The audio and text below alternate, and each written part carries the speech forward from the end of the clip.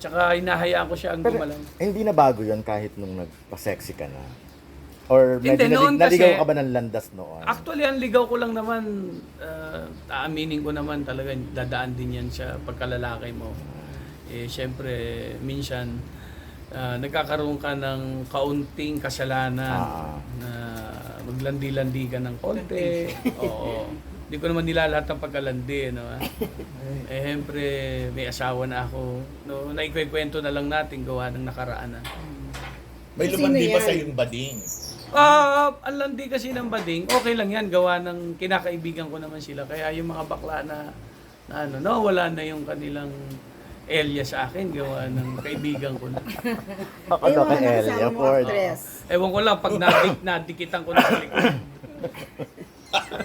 Hindi natawa ka sa Elia Ford. Sa actress from daw. religious to Elia. Oo. Kaya nga, another topic. Sa mga actress. Mga artista. Wala. Nakwento mo na pinaglaruan ka rin sa ano? Pictorial. Pictorial, Sa oo. Pinya. Kaya makikita mo yung unang pictorial ko, parang gulat ako dun So sa... bagong-bago ka no? Bagong-bago. Oo.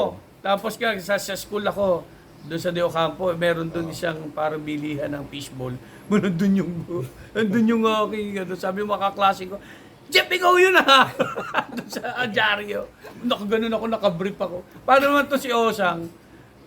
Di sa ibabaw sa akin si Osang. Kinaskas naman ang inaskas. Tarantado talaga. Hindi ko naman, Tinigasan ka. Ay! hindi ko sinabing in-intention niya. Kasi hindi ko alam kung ano ba yung tema.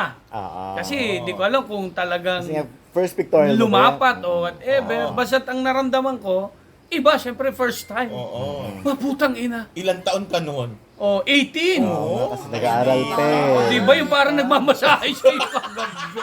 Grabe. Ano ba yung ayan O, di ba?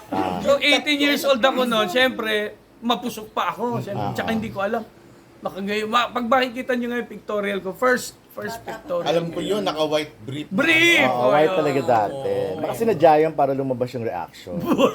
Comedy kasi yung patikim. Oo, baka para lumabas yung reaction. Baka sinabihan si Osang. Hindi. Ano pa naman, naalala ko, hindi ko makakalimutan yung panty ni Oseng doon, yung parang may, yung lace ba yun? Oo, lace. Lace na Oo, puti. oo, oo. Flesh, yung nude color. Kaya mababaliw ka talaga kay Osang eh. Nabaliw ka ba? Ay, hindi lahat naman. Lahat naman. Oo, lahat. Sobra. Pero may nangyari ba? Wala. Hindi mo natikman ng pin. Wala, hindi ko natikman ang pinya ni Osang. Naging good friends kayo ni Osang. Para niya akong para niya akong kapatid na bata. Mas Gawa naging ng- kaibigan mo si Abby Biduya? kasi pare-parehas lang din naman. Kaso si Osang, nandun yung pagka-ate eh. Na ganito. Guide ka. Kasi batang-bata pa ako noon. So, kaya nga may una siyang natapos ang kontrata niya sa Seiko. Kinuha niya kagad ako. Saan? Doon sa Christopher De Leon. Katawan. Tapos sa Katawan. Oo. Kinuha niya Viva. agad ako, Viva. Tapos, Siya yung nag-recommend oo, sa'yo. tapos ito, hindi niya ako nalilimutan talaga. Kaya sabi ko, every time na interview ako, malaki utang na loob ko kay Osang, kay Abby, lalo kay Abby. Malaki utang na Sariwa. loob ko. Kasi yung Sariwa, si Abby ang pumili na ako yung maging leading man niya. On the spot. Kaya sinabi ni Boss Robbie, Abby, Priscilla ha? Si Jeff ba? Ayos ba sa'yo? Sabi, gusto ko po siyang maging leading man doon sa kay aking launch movie, Sariwa. Nagkabalikan kayo sa Lolong. Yun, sa Lolo, medyo may edad na kami. Kaya, pero, malaking pagkikita namin, malaking pagbabago sa isa't isa na. Siyempre, matured na. Leandro, ang lalakas din ng mga movies mo noon eh. So, Oo. nakaipon ka ba ng mga time na yon or Pag yung sweldo, kasi maliit lang naman ang sweldo ko na nag-start ako ng 40,000 lang per film. So sa akin, malaki na as binata. Wala naman akong obligasyon, Ngayon, naging waldas lang ako sa pera. Yun kasi syempre, bili kang kotse, bili ka ng damit, bili ka ng ganto, ganyan. So walang investment na nangyari nung ako'y kabataan. Gawa ng, wala eh. wala naman akong iisipin sa buhay kasi pakain ako ng nanay ko, pakain ako ng tatay ko, paaral ako ng tatay ko. Sabi nga ng nanay ko, tatay ko, wag na hindi ka makakatapos. Kahit pa ilang taon kang gusto namin bigyan mo kami ng titulo mo para tapos ka. Kasi ikaw pa naman ang panganay, so gusto namin makatapos ka kahit nag-aartista ka na. So sabi ko, sige po. Kasi yung pag-artista, hindi habang buhay. Pero Tsaka, ano ang course mo nun? nurse po. Kaya yung asawa niya, Kaya ako nurse din. na-discover, dahil pag na-nurse ko, dyan sa Kamuning, na-discover ako ni Tito, kasi bibili siya ng tela, nandun ako sa community service. Nagka-community service ka ako. So, mangyari, naka-white kami, Anong year ganyan. mo na nun? Second year. Second year ba na? Second year. Hindi, ano na ako, third year. Third year. So, yun, first sem, tapos stop na naman ako kasi 7 days lang, showbiz na ako eh. Pirma na ako ng kontrata. Ito pa patawa. Umuwi ako ngayon, nag-pictorial kami sa Antipolo, umuwi ako ngayon dito sa Paite. Ngayon nakita, dinala namin sa kay Tito Ses, Evangelista. Dinala namin sa'yo, dinala namin kay mga picture namin. Pinalabas naman itong sila. So nakita ngayon ni Boss Robbie. Oo, on the spot. Sabi niya sa akin, kunin kita. Kung hindi ka man maano ni Abi, kunin kita. Hindi. Pirma akong kontrata. Umuwi ako ngayon ng Paite. So hindi ko pa alam na pipirma ako ng kontrata kasi si Tito Bob na yung gumagalaw. Yun yung galaw ng manager. Umuwi kami, nag-long distance Tito Bob. Ay ko, eksakto nandun ako sa bahay. Wala pang cellphone noon. Oh, long distance. Long distance Oo. pa. Tawag ako po yung manager ni ni Jeff. Ano money manager? Sabi ng nanay ko, ano money manager? Ano, mag-artista ako. Ano mag-artista? Nagdadrugs ka? Nagdadrugs ka, no? Sabi sa akin ng nanay ko. Tapos mag-artista nga ako, pipirma na ako ng kontrata. Ano pirma ng kontrata? Mag-aaral ka. Ano yung pag-arte-artista mo? Hindi, sabi ko, magtotoo to. Umiiyak na ako. Sabi ko, Tito Babay po, pumayag ng nanay ko.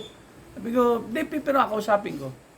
Siguro sinabing, totoo, pipirma na ng Tapos sinabi ng nanay ko sa tatay, Wally, ang anak mo mag-artista daw. Di gano'n. Ano? Di kwentuhan na, pipirma na ng kontrata. O sige, Monday, pirma kami ng kontrata. Naniwala na ngayon ng tatay ko. Naniwala tatay ko. Eventually, pumayag. Oo, ayag na. Eh, nung malaman nila sexy. Sexy, okay lang. Tatay ko, gigolo eh. Eh, si nanay mo, ano sa akin? Wala naman. Kasi siyempre, lalaki naman tayo. Wala namang mawawala. Basta sabi lang ng nanay ko, wag lang yung bababastos. May scandal eh. Kaya sabi ni Tito Bob, meron tayong kontrata sa Seiko Films. So ipababasa yon lahat para alam natin kung hanggang saan yung limit lang natin. Walang frontal, walang yung sa pictorial, yung pubic hair. Ayaw. Gusto malinis para sa bagay, maganda naman. Naalagaan. So, yun. Hanggang ngayon, isasama ka sa mga pelikulang nagsushoot na malapit dito, like yung Avenida, yung Pakil. Oo. Tapos kahit yung studio mo, pinagsushootingan ng Viva Max. Oo nga. Thank you so Oo. much. Salamat. Malaking bagay din kasi minsan nagtatanong din sila ng location. Sabi ko, wala pa akong may offer pero kung simpleng pwede kong i-offer sa inyo ng ng magandang pag-uusap. Pero kung ikaw ang opera ng Viva Max, Sabi ko nga, nag-usap kami ni Direk Direk. Tapos sabi niya sa akin, Sino direct? Direct. Roman? hindi, si director Ruby? ko, indie film, Hindi naman si Lem Lorca. brilliant. hindi, si Lem. Kinausap din Sa ako ni Paki. Direk Lem. Direk Lem, kinausap niya ako. Sabi ko, Direk, magpapayat muna ako. Kasi, syempre, mas maganda pag nakita nila, hot papa ka pa rin, hot So, daddy ka willing pa ka. rin. So willing ka pa Oo, pero may limit na tayo kasi may edad na ako. Hindi, tsaka baka sabihin may gumagawa ka Oo, ng yun pang videos, isa. Tapos bigla kang papakita ka ng puwet sumururot sa- ka naman. So hindi na pwedeng ganon. Wala na. Okay. Siguro, Hanggang saan? Hanggang anong siguro kung ihingin sa eksena Pwede pa. na may katarungan, pwede hindi basta't nagubad ka, nang rape ka lang, ng ano ka. So yung tinatanong ni Janice, hanggang saan daw ang pwede mong ipakita sa kanya? Sama na noon. Sa manonood. Hindi, kahit yung likod ko kaya ko Fat pa rin. Dati pa rin. Pero gusto ko, maganda na ang dating. Oo, hindi na yung hubad-hubad Hindi na lang. yung parang basta't naghubad ka lang. So, okay Comedy, pa rin yung, o yung naka-brief ka. Yun yung parang- kung may ipapakita pang katawan, bakit hindi? Oo. Hindi ko ikakahiya. Kung may babalik ko lang yung dati kong katawan, bakit hindi? Pakita ko. Di ba? Kasi as 48 years old, 48 na ako, ganun katawan mo ba? Papakita ko kasi para ma-inspired yung iba na, oh, 48 lang, 48 Alagaan na din si yung Leandro. sarili nila. Oo. Physically fit pa rin. Wala sa akin. Basta sa eksena lang naman, kung hihingin, wala tayong maging problema. Yung mga naging clients mong pare, anong reaction pag nakikitang ikaw yon na alam na sexy star ka Oo na? nga. Lagi naman biro sa akin ng mga pare, alam mo na yung mga pare, mga biro-biro yan. Sabihin niya sa akin, muntik na ako mag-back out sa Ah. pagpapari. Ah,